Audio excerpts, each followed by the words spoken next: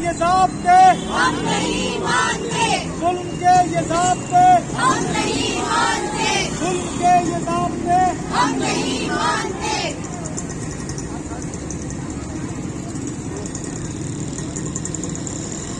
ظلم کے یہ ضابطے ہم نہیں مانتے، ظلم کے یہ ضابطے ہم نہیں مانتے۔ میں بشیر خان صدوزئی صاحب سے گزارش کروں گا کہ موجودہ جو کشمیر کی صورتحال ہے اس کے حوالے سے آپ لوگوں سے مخاطب ہو محترم بشیر خان صدوزئی صاحب۔ خواتین و حضرات، آج human rights council of Pakistan Karachi کے چیئرمین جناب جمشید حسین صاحب نے یہ کراچی کی سڑکوں پہ احتجاج کا جو کال دی ہے، جو احتجاج کیا جا رہا ہے، اس کا مقصد یہ ہے بنیادی طور پر کہ جموں و کشمیر مقبوضہ علاقے میں بھارت میں گزشتہ 30 سال سے جو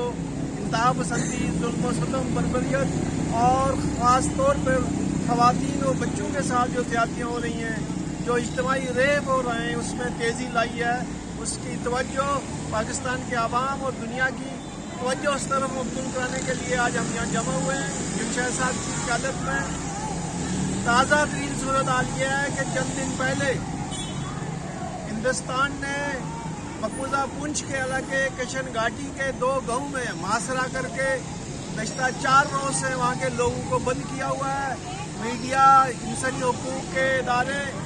کا کوئی کارکن اس علاقے میں جا نہیں سکتا، اور وہاں سے نہ کوئی خبر باہر آ رہی ہے اور نہ کوئی آدمی وہاں جا سکتا ہے۔ لہذا 2 سے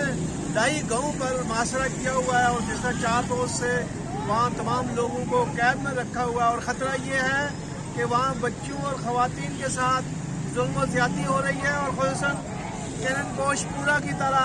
وہاں بھارتی فوجی اجتماعی ریپ بھی کر سکتے ہیں، اس کا خدشہ ہے۔ کئی لوگوں نے وہاں کے جو قرب و جوار کے انسانی حقوق کے کارکن تھے، انہوں نے سوشل میڈیا پہ اس خدشے کا اظہار کیا ہے کہ بھارتی فوج وہاں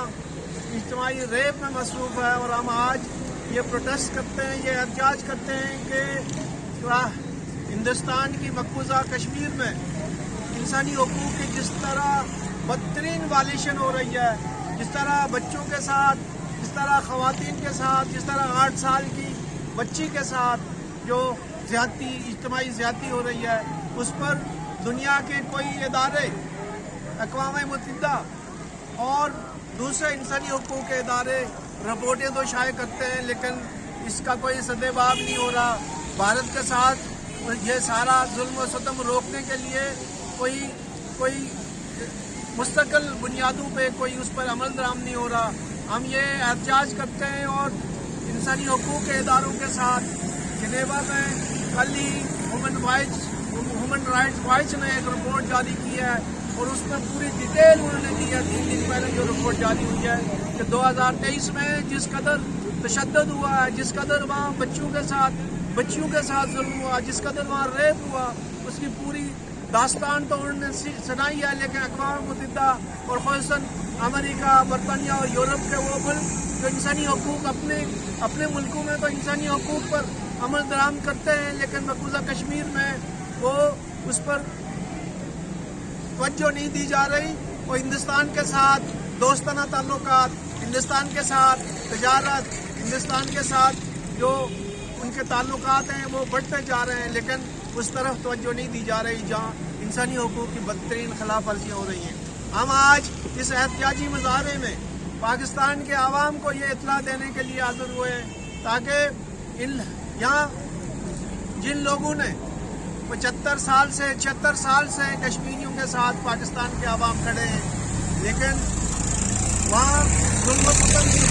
وہاں انسانی حقوق کی خلاف ورزیوں کی، وہاں قتل عام اور وہاں بربریت میں کمی نہیں آ رہی۔ انسانی حقوق کے تمام کارکنوں کو، تمام صحافیوں کو جیلوں میں بند کر دیا گیا ہے۔ خرم پرویز جو internationally recognise human rights activist ہے، اس کو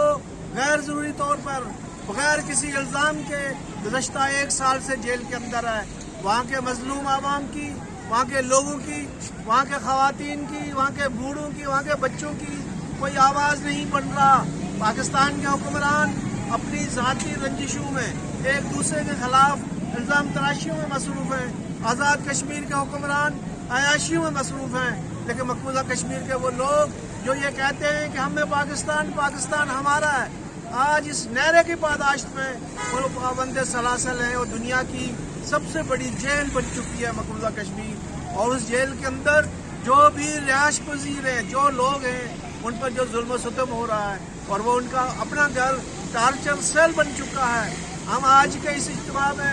آج کے اس احتجاجی مظاہرے میں یہ بچے اور یہ ہماری بہنیں اور یہ ہم سارے لوگ پاکستان کے عوام کے ساتھ مطالبہ کرتے ہیں کہ 8 فروری کو اس ملک میں ایک مرتبہ انتخابات پھر ہو رہے ہیں جو آئندہ 5 سال کے لیے حکمرانوں کا چناؤ ہوگا۔